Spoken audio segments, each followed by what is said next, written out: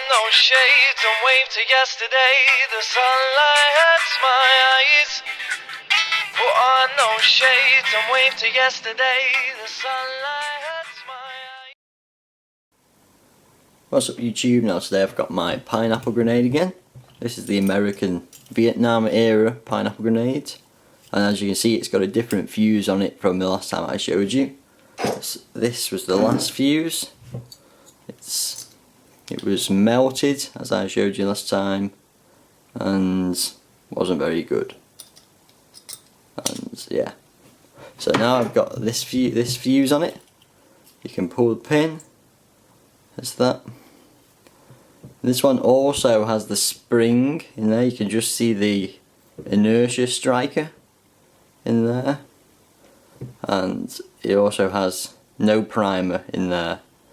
And as you can see, it springs. I just hold on to that.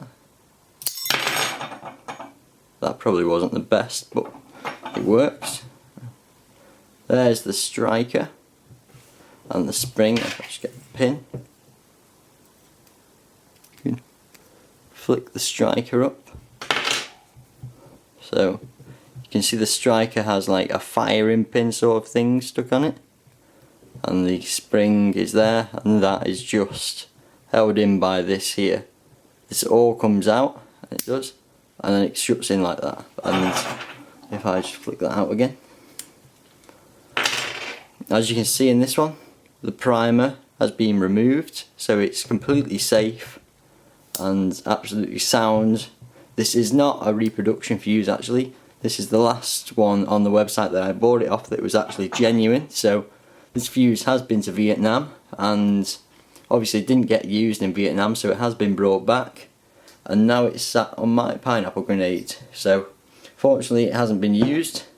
Also, if I show you the handle, this is pretty different to the last one that I showed you.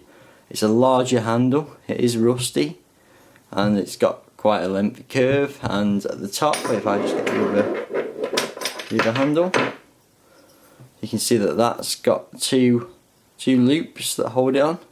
This has just got one curve over the edge and no numbers because they've rusted away. So it's completely different, but still original. And obviously the pin, the loop is original, and I'm guessing that the pin is reproduction because it's so shiny, but I don't know, it might not be, who knows. And yeah, it's good. See my 37mm trench bunker clearing shell. This would have been fired against the bunker and to chip the concrete off, and then it would damage the bunker and cause it to be weaker, and then it'd be easy to knock down altogether with a larger shell, such as this 57mm, which you can see has really clear and detailed rifling in its drive bands, which is a really nice effect. It's also in very nice condition with really few dents. And then 40mm, which was also a type of bunker weakening technique that was fired along with the 37mm.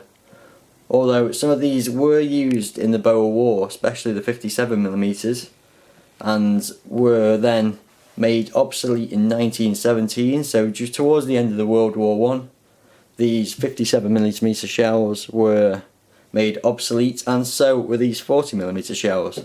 But the 37 made by France, they kept on until the end of the war, and were even used up until World War II, when they were modified. Hence modified, they weren't made obsolete, they were just changed and adapted so they could be used during World War II, and had very effective anti-aircraft abilities. However, the 40mm and the 57mm were declared obsolete due to they had been developed for the 1892 Second Boer War, and then used up until 1917, as I said a minute ago. Yep.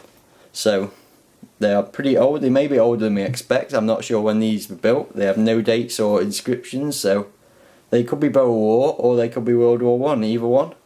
If they're Boer War, that would make them quite valuable.